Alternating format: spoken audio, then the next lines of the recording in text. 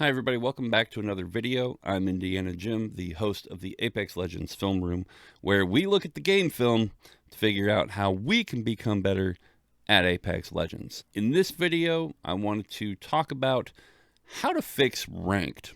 What is the problem with ranked, and how can we make it better? What sort of steps could Respawn take to make it better? And I think a lot of it has to do with how ranked is scoring.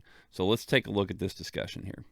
Now, this was prompted by a post that No Coco Puffs made talking about ambient sounds on the Apex maps, and he says, please don't add an abundance of ambient sounds on your next map. I would much rather hear arc stars and enemy footsteps than a waterfall or the wind or a turbine. And this brought up a whole discussion about sound in Apex and how that can address third parties. Now, I made a whole video about that last time. You can go and check that out. Alan here says, third parties and knowing when to disengage and rotate and when to push are fundamental skills in a battle royale game. Removing that just makes it another FPS game. But here, Ugga Bugga, which, God bless the mother who named their child Ugga Bugga.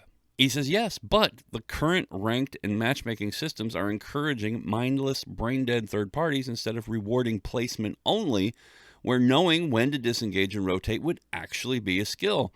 In the current state, it's not. It's a disadvantage. Masters players are at minus 170 RP, finishing 12th in the match.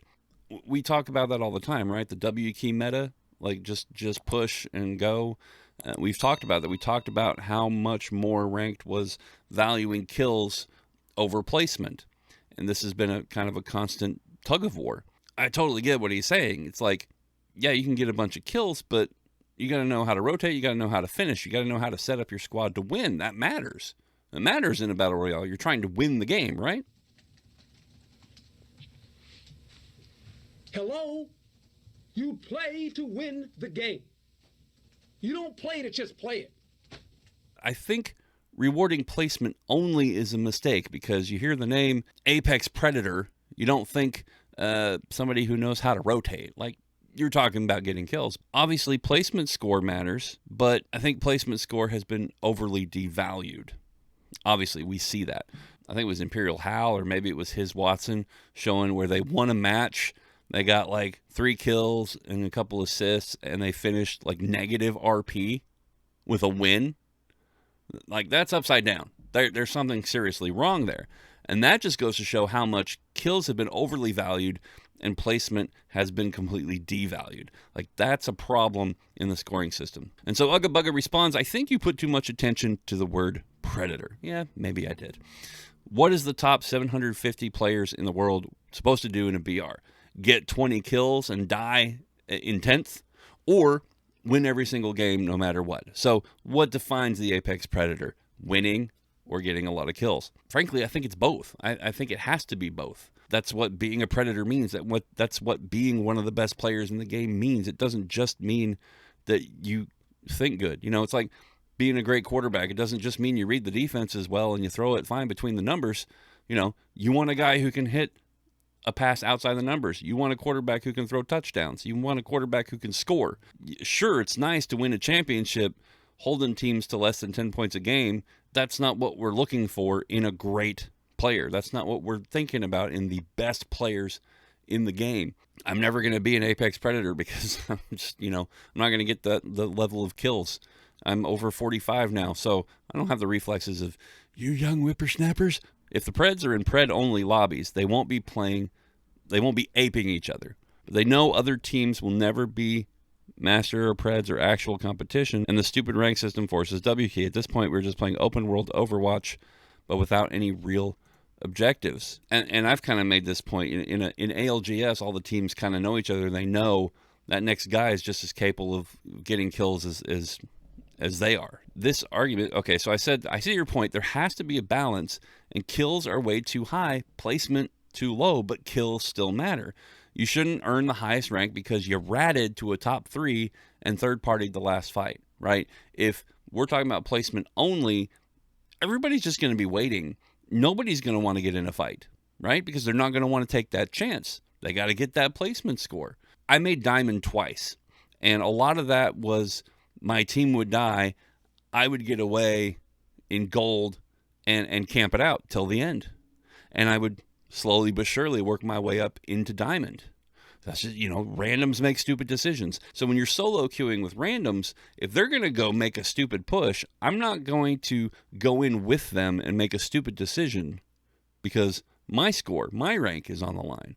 So if they're going to make a bad push or not listen to common sense, sorry, this is a solo queue. It's every man for himself. I'm going to work with my team as long as they work within good sense, but I'm not going to just throw because they're throwing. Not going to do it. So, and I'm definitely not good enough to rescue them from a throw. It's too easy with high placement value for teams. I've seen entire teams ratting. You're going to end up with entire teams just hiding in corners and hiding in rooms and hiding in buildings and just waiting to ambush people. We already see some of that. So he says this argument is valid only in the current kill race system. If KP is removed and only placement is rewarded, you will never be able to rat to top 3, as the last circle would always have about 10 teams, which would guarantee for crazy endgames. Crazy endgames is why people play BR. I think that's why we like watching ALGS. You can't completely devalue kills, okay? ALGS is slower because, first of all, it's high stakes money. Teams are playing for money. They're playing for their living. So that's number one. It's high stakes. Okay.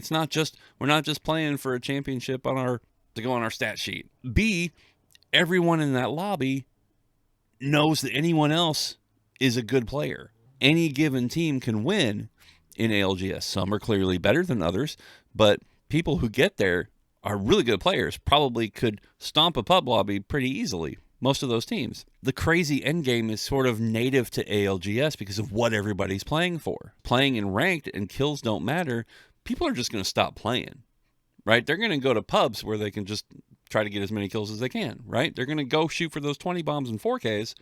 They're not going to play ranked. The only people that will play ranked are the people that don't want to get in fights. And it's going to be boring. And yeah, sure, okay, you're going to have a crazy endgame. So your top 10 teams, you're still going to all have positive RP. I don't think people play Battle Royale for the crazy endgames. I think they play it for the variety that you never know what you're going to get from match to match. That's why I prefer Battle Royale to your average arena shooter. Because every game is different. Every landing is different. Every loot you get is different. The way those matches play out is different. It's variety, right? It's not just, okay, let me go dive into this same Call of Duty map again and get my butt handed to me, So anyway, we're talking about, what do we do? How do we solve the rank score problem? How should Respawn address how to balance the score? And I just thought about this, and I made a little thread, and I just kind of thought through it. What would I do? And these are just kind of basic, okay? So to avoid negative RP in any win, the first thing ranked should do is award you twice your entry fee. In other words, a win earns you another match. So you pay 48 in platinum, you win, you end plus 48. 0 kills, 0 assists. If you win, right, you earn that back. So that winning matters. It makes a difference. So you win at the most basic level, you at the very least get your entry fee back. Not 0. You don't just get to 0 because winning should matter. Winning shouldn't just be break even. Everything else above that, kills and assists, is gravy on top of that, okay? That way, the person in the Predator lobby who wins the game with 2 kills and 2 assists doesn't end with negative RP, right? They won. They deserve reward for that. Next, there should be an RP cap, right? We've seen these cheaters in these ranked lobbies getting hundreds and hundreds and hundreds of RP into the thousands of RP, 1,400 RP. And I thought, well, why don't we have a graded RP cap per tier so that the most you can earn in bronze, let's say, bronze 1 is 1,000. So let's just make it 1,000. In bronze, you can earn a full tier. In one match, you can gain up to 1,000. If you get a bunch of kills, you get your win, right? So let's just, bronze a full tier. Let's say silver is half a tier, gold 25% of a tier, or maybe you reduce it a little bit. Maybe make bronze half, silver a quarter, gold 15, plat 10, diamond 8, and pred 5. A percentage of a tier. Define what that percentage is. Make that your max. And then you work backwards. So here, how do you factor kills? You decide on a kill cap. Let's just say 10 per match, right? Let's say we want to incentivize teams to get kills, but not incentivize them to like get as many as possible. I think a KP cap makes sense. I think the last KP cap was too small, and instead of increasing it, they just eliminated it, and it screwed everything up. Let's just say it's 10 per match and then extrapolate backward from there. So if the most you can earn in bronze, let's say it's 1,000 RP, okay? You win, that gives you your 10% entry fee back, or your 10 RP entry fee.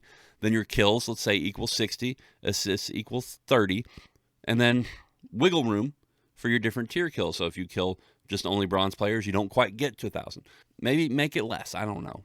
Whatever, this is just hypothetical, right? We all know they wanted to factor in teamwork. The game, though, it doesn't measure team rank. As I mentioned before, it measures your individual rank. You earn your points for your rank. If you want to add an equal team bonus for placement or score assists higher, great. But I think the teamwork multiplier, maybe you could leave that in there. As long as you solve the no negative RP for a win problem, then maybe everything else equalizes itself out. But I think it needs to be more easily understood how the scoring system works. I think it's way convoluted, and I think the more complicated that they made it, the exponentially harder it is to bring it back in, to rein it in and figure out how to balance it. The other reason for the teamwork score is trying to factor in the contribution of the IGL, right? The guy that he's not getting all the kills. Man, the fragger's doing all the damage, but the IGL is going to have less kills, right? But their contribution is just as important. But again, this works for measuring a team rank, not an individual's rank. Because if the individual on a team of 3 have different roles, like in ALGS, then naturally what's going to happen is the fragger is going to get, if they get more, they're going to get more kills, therefore they're going to get more points, therefore their rank's going to be higher than their teammate. Well, that doesn't make any sense. So a lot of people have been talking about, well, let's have a solo queue only ranked, a duos ranked, and a trios rank. So you go into trios going with a pre-made, so people who are in a pre-made team will end up matched together, where people that go in solo queue will end up matched together. And I think the only problem with that is it sounds great in theory, but you're going to add to the number of servers that Apex is, that they're going to have to maintain. Now, if you segregate them, you don't increase the number of servers, you just segregate which server handles what. You're going to increase queue times by a lot in ranked. If all you get are 3 stacks together, a lot of those are your higher level lobbies. There's no easy solution to that. It sounds easy on paper to just say this is your trios ranked, this is your duos ranked, this is your solo queue ranked. But again, you're talking about segregating players, and the queue times are going to increase, and it's just going to make the job harder to maintain those servers. At least I think so. Anyway, I'd love to hear your thoughts down below. Please leave a comment. Drop a like on the video. Tell me your thoughts about the things that you've been thinking of about fixing ranked in Apex Legends. Your scoring system, your ideas for the scoring system and what they could do. I'd love to hear your thoughts and talk about it with you. Thanks for watching the Apex Legends Film Room, and I will see you in the next video. Have a good one.